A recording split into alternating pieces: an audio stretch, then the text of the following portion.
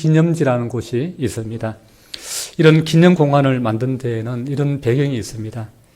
존스타운에 사우스포크 댐이라고 하는 거대한 댐이 있었는데 하루는 댐을 조사하러 나오던 조사원들이 강 하류에 위치한 존스타운 주민들에게 안전한 곳으로 대피하라고 경고를 했습니다. 댐이 낡고 수리해야 할 부분이 많아서 붕괴 위험이 있다는 것이죠. 하지만 주민들은 그들의 경고를 무시했습니다. 우리가 여기서 산 지가 수십 년인데 그동안 아무 일이 없었는데 무슨 홍수냐고 그러면서 우리를 이곳에서 쫓아내기 위한 그런 업무가 아닌가 오히려 그들을 오해하고 의심했습니다. 그해 가을 다시 조사관들이 나와서 더 정밀한 조사를 한 결과 지난번보다 그 댐이 더 위험한 상황이라는 것을 알게 되었습니다. 조사관들은 다시 간곡하게 마을 사람들을 설득했습니다. 그러나 마을 사람들은 여전히 의심하면서 그들의 말을 듣지 않고 거절했습니다. 그리고 그 다음에 5월 다시 존스타운을 방문한 조사원들이 이제는 위험하니까 빨리 이 마을을 떠나야 된다고 다시 한번 간곡히 경고를 하면서 부탁을 했습니다. 하지만 그 경고마저 그 존스타운 마을 사람들은 거절을 했습니다. 그런데 세 번째 경고가 지난 후에 세 번째 경고 후에 보름이 지나서 그 지역에 큰 비가 내렸습니다. 그리고 그 비로 인해서 수위가 불어나면서 결국 댐이 무너져 내렸고 경고를 무시했던 존스타운 주민 2209명이 전부 몰사하고 말았습니다. 그래서 이것을 역사적 교훈으로 남기기 위해서 존스타운 홍수 국립기념지라고 이렇게 그 지역을 지정을 해서 지금도 이러한 자연재해에 대해서 우리가 쉽게 생각해서는 안 된다라고 하는 경고를 주고 있습니다. 여러분 사람이 똑똑한 것 같지만 꼭 그렇지만은 않은 것 같습니다. 특히 어떤 자연재해가 발생할 때에 더욱 그런 것 같아요. 그래서 바다에 지진이나 이상조짐이 일어날 때에 사람이 먼저 감지하기보다 그 배에 있는 쥐들이 먼저 그걸 감지하고 배 밖으로 이렇게 먼저 도망친다고 하는 그런 말이 있지 않습니까? 일본에서 지진이 일어났을 때 한 번은 CCTV에 이렇게 찍힌 영상을 봤는데요. 마치 애묘 카페인지 모르겠지만 고양이가 그 CCTV 한 10마리 정도 이렇게 곳곳에 이렇게 있는 게 보이더라고요. 근데 조용한 그 공간에 갑자기 고양이가 동시에 고개를 들면서 눈이 동그래지더니만은 그리고 부산에게 막 그 높은 데 있다가 뛰어내리고 후다닥 하는 거예요. 그러다가 3초, 4초 뒤에 건물이 와르르 흔들리면서 지진이 일어나는 그러한 모습들을 보았습니다. 짐승이 자연의 위기를 사람보다 훨씬 더 빨리 느끼고 또 알고 있구나 하는 것을 그걸 보면서 다시 한번 느끼게 되었습니다. 오늘 말씀을 보면 이런 사실을 우리가 다시 한번 확인시켜 주고 있다는 사실을 알게 됩니다. 하나님이 작정한 홍수 심판이 가까이 임박했을 때에 짐승들은 본능적으로 위험을 느끼고 산 위로 올라와서 방주로 이 짐승들이 몰려오는 것을 보게 됩니다. 하지만 인간들은 노아 식구 외에는 한 명도 그 방주를 타지 않았다라고 하는 사실입니다. 전혀 위기의식을 느끼지 못하는 것이죠. 여러분, 죄라고 하는 것은 인간의 이 육적인 감각만이 아니라 영적인 감각을 마비시키는 것입니다. 죄로 인해서 영적인 눈과 귀가 어두워지는 겁니다. 그래서 보아도 보지 못하고 들어도 듣지 못하는 그러한 현상들이 일어나는 것입니다. 그래서 시편 49편 20절에 존귀하나 깨닫지 못하는 사람은 멸망하는 짐승 같도다 그렇게 말합니다. 멸망하는 짐승 같다고 하지만 사실 때로는 멸망하는 짐승보다도 더 무기력하고 무력할 때도 있는 것이죠. 오늘 말씀을 보면 노아의 그 영웅적인 헌신을 통해서 노아 방주가 완성이 되었습니다. 짐승들과 노아의 가족이 탑승을 완료하고 문을 닫았습니다. 그런데 10절을 보시면 하나님은 곧바로 비를 내리시는 것이 아니라 짐승과 사람이 다 탄 후에 7일을 기다리셨다라고 말씀하는 것을 보게 됩니다. 바로 비가 온 것이 아니라 7일 뒤에 노아의 가족과 짐승들이 다 방주에 탄 이후에 7일 뒤에 비가 왔다라고 하는 것이죠. 왜 하나님은 7일 동안 비를 내리지 않았고 기다렸을까요?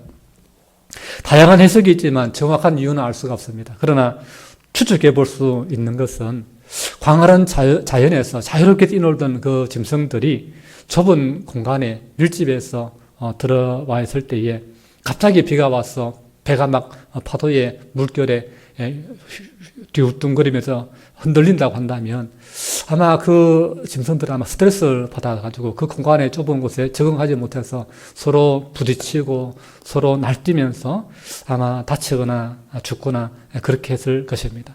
그래서 모든 동물들이 서로의 영역들을 존중하고 자기 자리를 잡을 때까지 그런 7일 정도의 어떤 그런 안정을 취할 수 있는 그러한 시간적인 그런 그 확보가 필요하지 않았을까? 그 7일간의 시간이 필요하지 않았을까? 그렇게 추측하는 것이죠. 또 하나 생각해 볼 수 있는 것은 그 방주의 창문을 만들었지만 그 방주의 규모나 크기에 비해서 그리고 그 안에 들어간 그 짐승들의 그 숫자에 비해서 창문이 좀 턱없이 부족한 것이 현실이었습니다. 그렇기 때문에 어느 정도 이렇게 시간이 지나면서 그들의 어떤 호흡이나 그런 걸 통해서 산소의 그 수치가 상당히 떨어지는 그런 현상들이 일어날 수밖에 없는 것이죠. 그렇게 이제 갑자기 환경이 바뀌고 그런 어떤 산소의 어떤 그런 부족 현상이 일어날 때에 동물들은 동면이나 가수면과 같은 그런 특이한 그런 상태에 빠진다는 그런 견해들이 있습니다. 그래서 그런 환경에서 적응하기 위해서는 7일 정도의 시간이 필요하다라고 하는 것이죠. 어쨌든 문을 닫으신 후에 일주일간 홍수를 유보하신 것은 방주 안에 있는 생명들이 그 방주에 잘 적응하고 앞으로 있을 그 홍수의 그 혹독한 자연 환경에서 이들이 요동하지 않고 잘 견뎌내기 위한 조치가 아닐까. 하나님의 섬세한 배려라고 저는 생각을 합니다.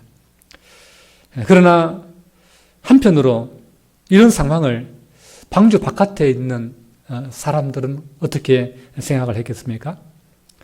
짐승들이 방주로 몰려와서 그 산 위에 있는 방주에 들어가는 그 희귀한 광경을 보면서 무슨 생각을 했을까요? 이게 웬일이냐? 정말 무슨 일이 일어난 거 아니야? 그러면서 여러분 사람들도 아무리 죄를 지으면서 죄에 찌든 사람들이 하지만 놀라지 않았겠습니까? 그래서 아마 긴장했을 것입니다. 그래서 혹시나 몰라서 아마 갑자기 진짜 참 노아가 이야기하던 대로 홍수로 하나님께서 심판하는 거 아닐까. 죄를 지으면요, 죄인은 마음이 근본적으로 불안하기 마련입니다. 죄를 지을 때는 한없이 쾌락을 즐기지만, 그러나 한편의 마음에는 불안이 있는 것입니다. 그래서 아마 짐승들이 방주로 몰려오고, 짐승들이 방주로 막 들어가고, 그럴 때에 이들도 아마 긴장했을 거예요. 깜짝 놀랐을 겁니다. 진짜 무슨 일이 나는 거 아닌가. 근데 이제 방주의 주변에 이제 머물면서 자연 환경을 살피겠죠. 먹구름이 몰려오고, 비가 막 쏟아질 그런 조짐이 있는가, 홍수가 일어날 조짐이 있는가, 큰 지진이 일어나고 해일이 일어날 조짐이 있는가. 근데 이틀이 지나고 3일이 지나도 그냥 하늘도 맑고 아무런 일이 일어나지 않죠. 그랬을 때 어땠을까요? 아무 일도 일어나지 않네. 아니, 비도 안 오는데 방주 안에 왜 들어간 거야? 하나님의 심판이 있기는 뭘 있어? 나와서 즐기라고. 그러면서 다들 세상으로 다시 돌아가서 먹고 마시며 세상 쾌락에 빠졌을 것입니다. 그러나 여러분 기억하셔야 됩니다. 꽃은 시들고 풀은 마르지만 우리 하나님의 말씀은 영원하게 변하지 않습니다. 하나님의 말씀은 이 땅에 굳게 섭니다. 하나님의 심판이 있다고 말씀하셨으면 그 심판은 반드시 있는 것입니다. 방주의 문이 닫힌 지 정확히 일주일 뒤에 세상은 공포와 절망으로 뒤덮였습니다. 마치 하늘에 큰 구멍이 뚫린 것처럼 폭우가 40주야로 쏟아진 것입니다. 이렇게 밤낮 40일 동안 쏟아지고 그리고 땅에 깊은 샘이 터져서 밑에서 땅에서도 물이 솟구쳐 나오면서 배가 산에서 떠올랐고 모든 산들이 물에 잠기게 되었습니다. 이러한 그 광경을 오늘 성경의 말씀은 점층법적으로 이렇게 점점 물이 많아지는 그 현상들을 이렇게 묘사하고 있습니다.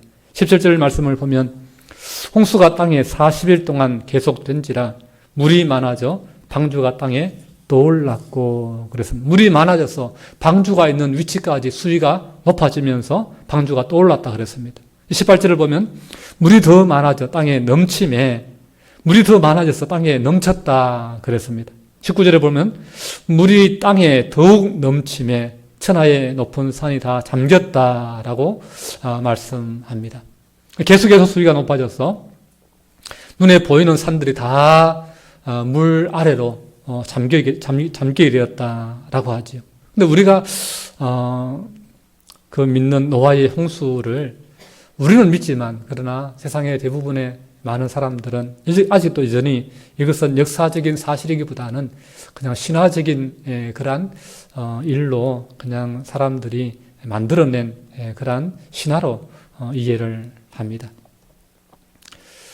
정말 이런 사건이 역사에 실제로 있었다고 한다면 이것을 겪은 사람들은 이것을 잊어버릴 수 있겠습니까?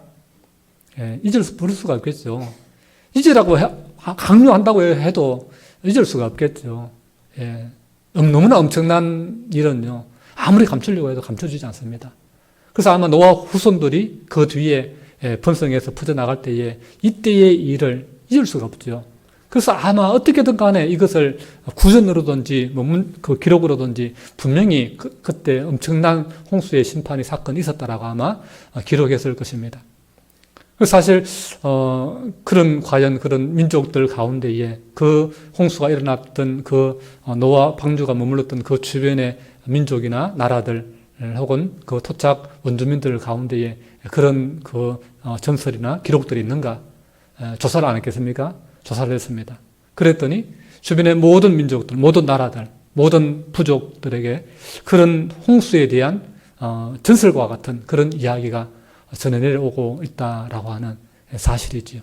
그 지역만이 아니라 인간이 퍼져나간 모든 곳에서 그러한 엄청난 홍수의 사건을 구전으로나 혹은 기록으로나 전해오고 있다라고 하는 사실입니다.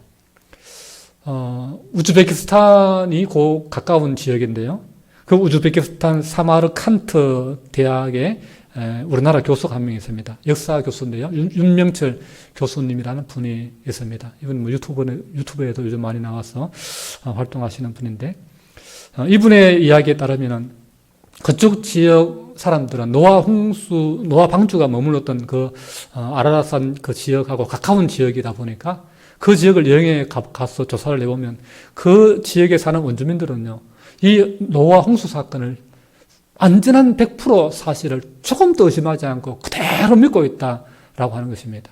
그래서 어떤 다른 지역에, 거기서부터 멀리 떨어진 다른 지역의 사람들은 그 감각이 없으니까, 피부를 안 느껴지니까 그게 뭐 신화겠지 생각하지만 그 주변의 사람들은 그것을 신화로 생각하는 것이 아니라 역사적인 사실로 철저하게 믿고 있다라고 하는 것입니다.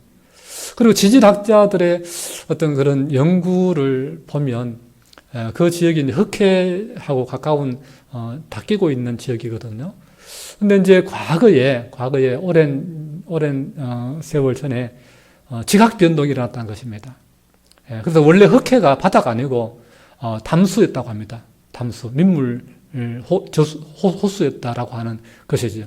근데 이제 이 지중해가 엄청난 지각 변동이 일어나면서 지진이 일어나면서 지각이 갈라졌다는 거예요. 그래서 지중해 바다의 물이 이 담수였던 그 흑해로 밀려 들어왔다는 거예요. 밀려 들어오면서 서로 지중해와 흑해가 연결됐다는 거예요. 지금처럼. 그렇게 되면서 이 민물에 바닷물이 섞이면서 바다가 되었다라고 하는 것이죠. 그래서 그러면은 그래서 지금 또 그 염분을 조사해 보면요, 지중해나 태평양이나 이런 일반 바다의 염도보다 그 흑해의 염도가 훨씬 더 낮다고 합니다. 왜냐, 그때 민물하고 섞였기 때문에 그렇다는 그런 주장이 있습니다. 어쨌든 간에 과거에 이 노아의 홍수를 우리가 뭐 촬영해 놓은 것도 없고, 그때 사람이 살아서 우리에게 전개해 주지 않지만, 그러나 어떤 지질학적으로 봐도 과거에 엄청난 사건이 일어난 것은 분명하다라고 하는 사실이죠. 그래서 민물이었던 그 엄청난 호수가 바다로 바뀌는 더 큰 그 바다가 되어버리는, 그럴 만큼 엄청난 이 지구적인 어떤 그런 사건이 있었다라고 하는 사실입니다.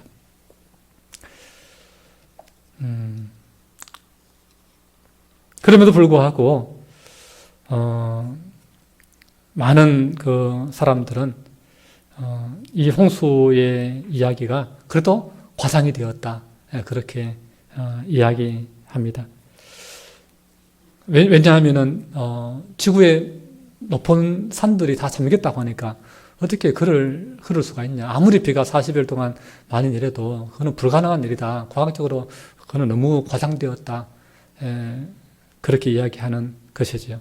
그래서 가장 높은 에베레스트 산이 잠기려고 한다면 40일 동안 하루에 몇 미터씩 이렇게 땅이 잠겨야 된다면은 59미터씩 이렇게 하루 만에 59미터씩 물이 불어나야만 40일 만에 에베레스트 산이 잠길 수 있다라고 그렇게 이야기하고 주장을 합니다. 그러나 우리는 너무 믿음이 좋으니까 그래도 노아 홍수로 말미암아 세상이 다 잠기고 심판을 받았다, 그렇게 믿지요. 그러나 또 따지기 좋아하는 사람, 또 과학적으로 모든 걸 검증하기를 좋아하는 사람들은 그런 이유를 들어서 이거는 신화다, 이거는 과장되었다, 믿기 힘들다, 그렇게 매도해버리는 것이죠. 그런데 우리가 이제 강수량을 우리가 현대에 들어와서 우리가 다 측량을 하지 않습니까? 현대에 일어나서 강수량을 측량한 지가 인류 역사에 비하면 사실 아주 짧은, 극히 짧은 기간에 불과하지요. 그래서 하루에 비가 과연 얼마만큼 올 수 있는가를 우리가 정확히 알지는 못합니다. 너무나 짧은 그 측량의 우리가 역사를 가지고 있기 때문에 그렇습니다. 그리고 그것도 어느 특정 지역만 우리가 알 수 있기 때문에, 바다에서 우리가 모든 지구를 다 측량할 수 없기 때문에 어떤 특이한 어떤 기상의 어떤 자연 환경의 조건이 주어졌을 때에 얼마만큼의 어떤 비가 내릴 수 있는지 시간당 우리 잘 못합니다. 그러나 이제 일단 그 기록에 의하면 몇 년 전에 중국에서 시간당 200mm 이상의 비가 내려서 홍수가 난 기록이 있습니다. 그러면은 200mm면 하루 24시간 하면은 한 3m 가까이 이렇게 불어나게 되거든요. 한 2m 50 정도 이렇게 이상 불어나게 되거든요. 그럼 이제 비어 있을 때에, 아무것도 없이 텅 비어 있는 상황에서 빗물만 담았을 때에 그렇게 불어나는 2m 50 정도 불어나는 수치입니다. 근데 지구는 그렇게 텅 비어 있는 곳이 아니죠. 육지가 있죠. 바다만 있는 것이 아니라, 평평한 바다만 있는 것이 아니라 바다 위에 솟아나 있는 섬이 있고, 그리고 산이 있고, 육지가 있고, 대륙들이 있지요.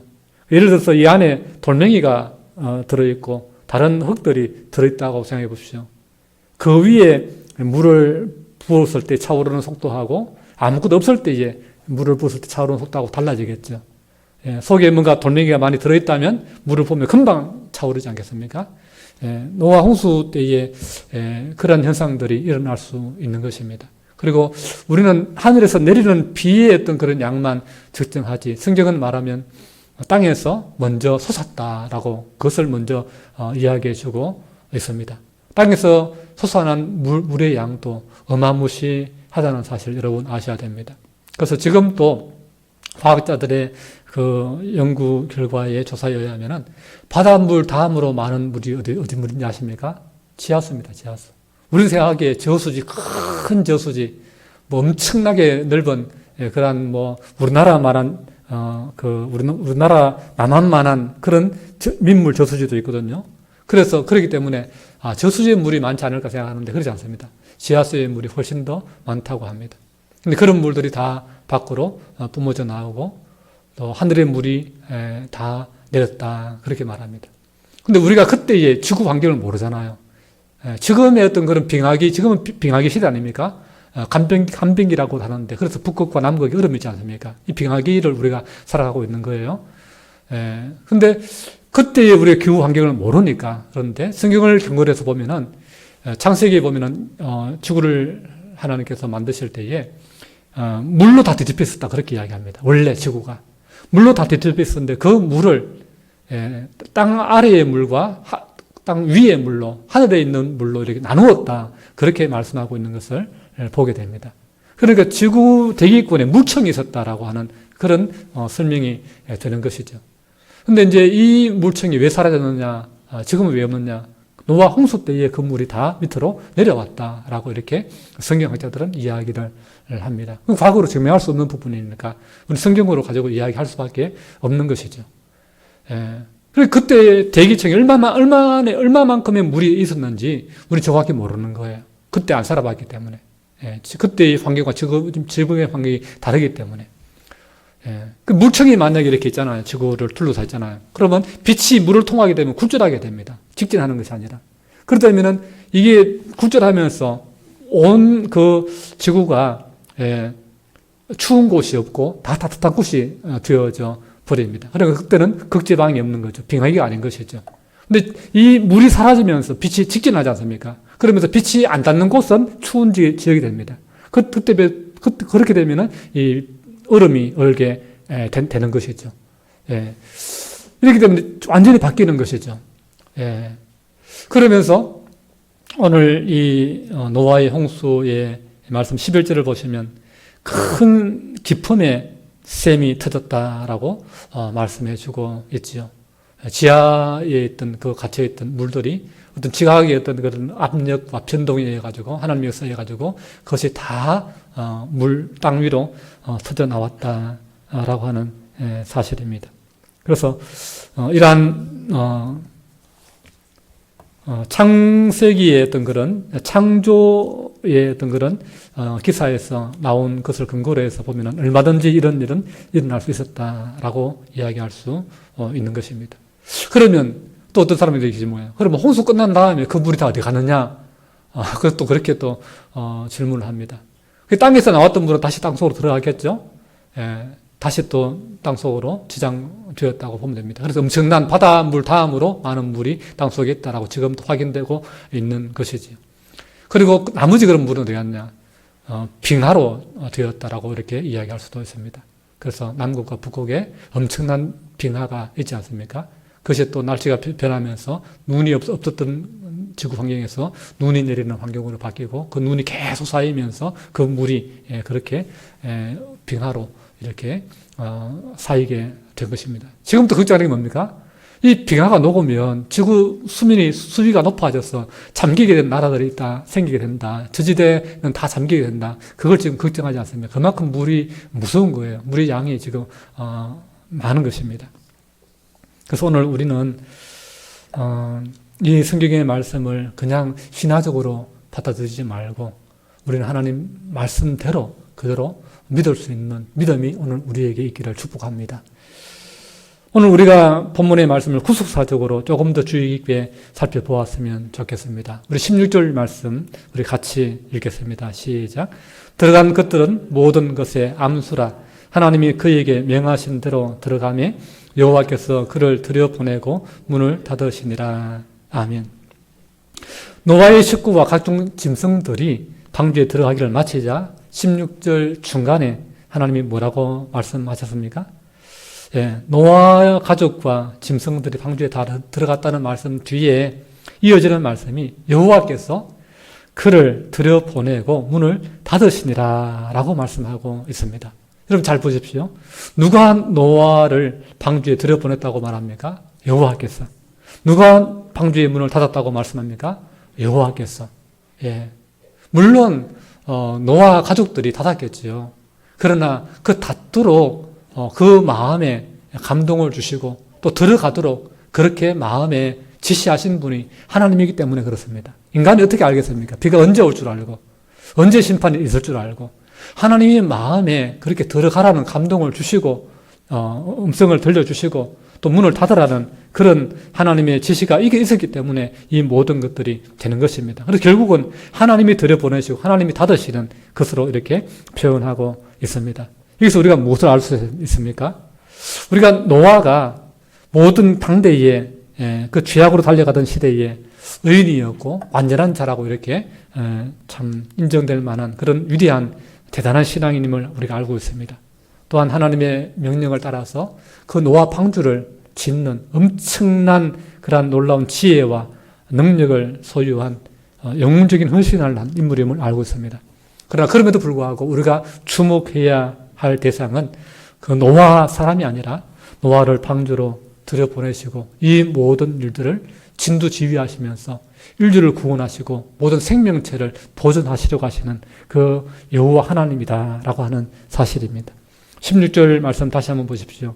여호와께서 그를 들여보내시고 문을 닫으시니라.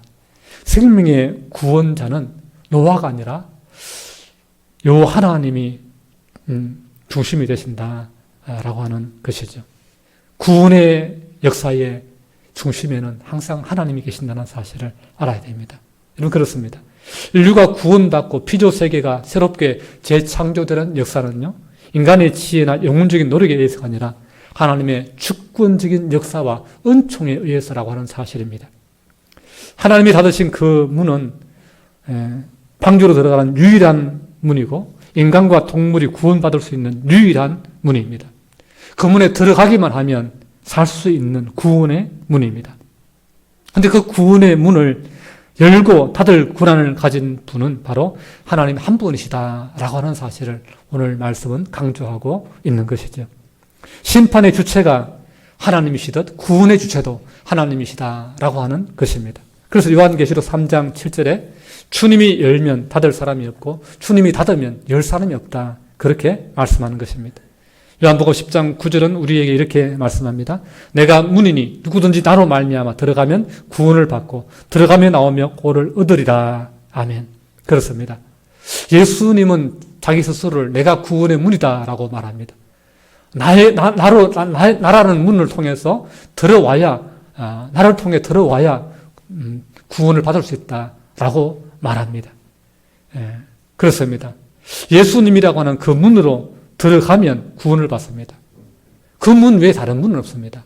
오직 예수 그리스도 그 문 외에 하나님이 열어두신 하나님이 예비하신 다른 문은 성경에 기록하지 않고 있습니다. 그래서 사도행전 4장 12절에 뭐라고 말합니까?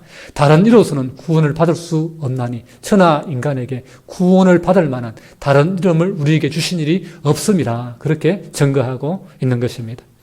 예수 믿지 않고는 구원받을 길이 없는 것입니다. 일부 사람들은 이런 것에 대해서 불평하지요. 하나님이 불공정하다는 것입니다. 그들이 생각하기에는 예수 믿어야만 구원해 주는 하나님이 정의롭지 않고 공정하지 않다는 것입니다. 그래서 하나님을 신이라고 인정하지 못하겠다는 것입니다. 신이라는 분이 어떻게 자기를 믿으면 구원해 주고 자기를 믿지 않으면 그렇게 지옥에 보낼 수 있느냐. 그런 이기적이고 편협적인 신을 어떻게 신이라고 할 수 있느냐. 인정하지 못하겠다. 그렇게 항의합니다.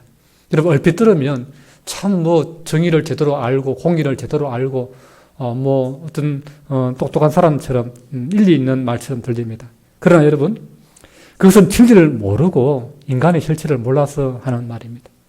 인간이 여러분 지옥에 들어가는 것은 예수님을 안 믿어서가 아니에요. 인간이 지옥에 들어가는 것은 예수를 안 믿기 전에 죄를 지었기 때문에 지옥에 들어가는 것입니다. 죄를 짓지 않았다면 질병이나 저주나 죽음이 찾아오지 않았고 지옥에 갈 일도 없는 것입니다. 여러분 감옥에 왜 갑니까? 예. 판사가 판결해서 그렇습니까?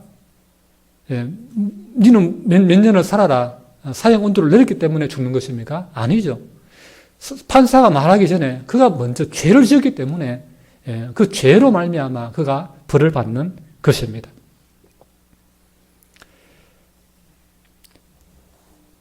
지옥에 가는 것은 인간이 범죄하여 스스로 하나님을 떠났기 때문입니다. 이것을 먼저 이해하고 인정해야 되는 것이죠. 그리고 만일 지옥이 있고 그 지옥에 가지 않을 방법이 있다면 여러분 그 길로 가야 마땅한 것이 아니겠습니까? 근데 사람들은 뭐라고 합니까? 그럼 범죄하였다고 지옥에 보내는 것이 말이 되냐? 또 이렇게 항변합니다. 맞습니다. 죄를 지었기 때문에 지옥에 가야 됩니다. 왜요? 하나님은 사랑의 하나님이시지만 동시에 세상 모든 만물을 심판하시는 공의와 정의의 하나님이시기 때문에 그렇습니다. 벌을 받는 입장에서 보면 벌이 무겁게 느껴지는 것이 당연합니다. 그러나 벌이 과하다고 말하기 전에 하나님이 인간에게 베푼 은혜가 얼마나 큰지를 먼저 알아야 됩니다. 하나님께서 인간이 받은 특별한 은혜가 무엇인지 알아야 됩니다. 첫 번째, 하나님은 인간을 하나님의 형상으로 창조하셨습니다.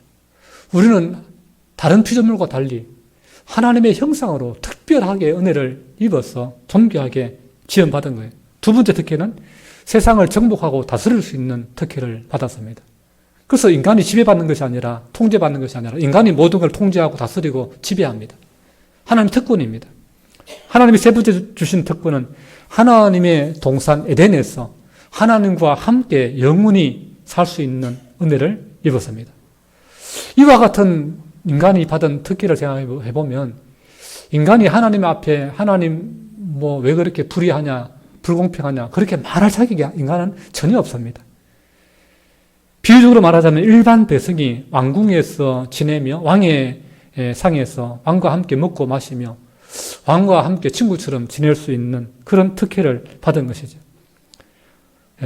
특히 에덴 동산에는 먹으면 영생하는 생명나무 열매도 있고 죽지 않고 영생할 수 있는 길이 있었던 것입니다. 사람이 이런 특혜를 누리게 된 것은 인간에게 어떤 특별한 업적이 있었거나 어떤 특별한 자격을 갖춘 스펙을 갖추었기 때문에 그 대가로 주어진 것이 아니에요. 이 엄청난 복들은 다 하나님이 그냥 은혜로 인간에게 그저 주신 거예요. 우리가 어떤 돈 주고 산 것도 아니고 어떤 업적이나 공로를 이루어서 착하게 살아서 그 대가로 받은 것도 아니에요. 그냥 하나님이 그냥 주신 거예요. 보십시오. 하나님의 벌이 과하다고 말하기 전에 인간이 받은 은혜가 얼마나 컸던가 하는 것입니다. 그런데 이 은혜를 걷어차고서 범죄하면 반드시 죽으리라 하나님의 경고를 무시하고 지옥의 문을 연 사람이 누굽니까? 바로 인간 스스로인 것입니다. 하나님이 인간을 멸망으로 떠민 것이 아니라 인간 스스로 자기 욕심에 끌려서 죄를 선택하고 지옥의 문을 연 것입니다.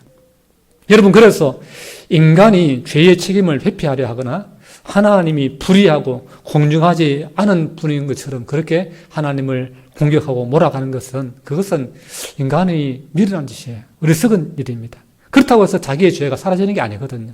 자기의 죄의 문제가 해결되지 않는 것입니다. 자기에게 아무런 도움이 되지 않습니다. 우리는 왜 예수 믿지 않으면 지옥 갑니까? 라고 따지기 전에 내가 하나님을 떠났고 범죄했다는 것을 먼저 깨달아야 되는 것입니다. 나아가서 멸망받아 마땅한 나를 구원하기 위해서 하나님이 무엇을 행하셨나 그것에 우리가 집중하고 그것에 귀를 기울여야 되는 것입니다. 하나님은 지옥 가야 마땅한 나를 구원하기 위해서 예수를 이 땅에 보내셨습니다. 그리고 지옥 가야 마땅한 나를 대신해서 하나님이신 예수님이 십자가에서 대신 죽음을 담당해 주셨습니다. 그러니까 그 예수 믿으면 구원해 주겠다라고 은혜를 베푸신 그 하나님이 어떻게 비방받아야 됩니까? 그 은혜를 받고서도 하나님을 믿지 않고 예수를 믿지 않는 인간이 문제인 것입니다. 지옥 가든 천국 가든 너희의 책임이니 너희 스스로 해결해라. 그렇게 하시는 것이 좋습니까? 아니죠. 구원받을 수 있는 길을 마련해 주시고 알려주시는 것이 고맙지요. 그러니 여러분, 예수 안 믿는다고 지옥 왜 보내느냐?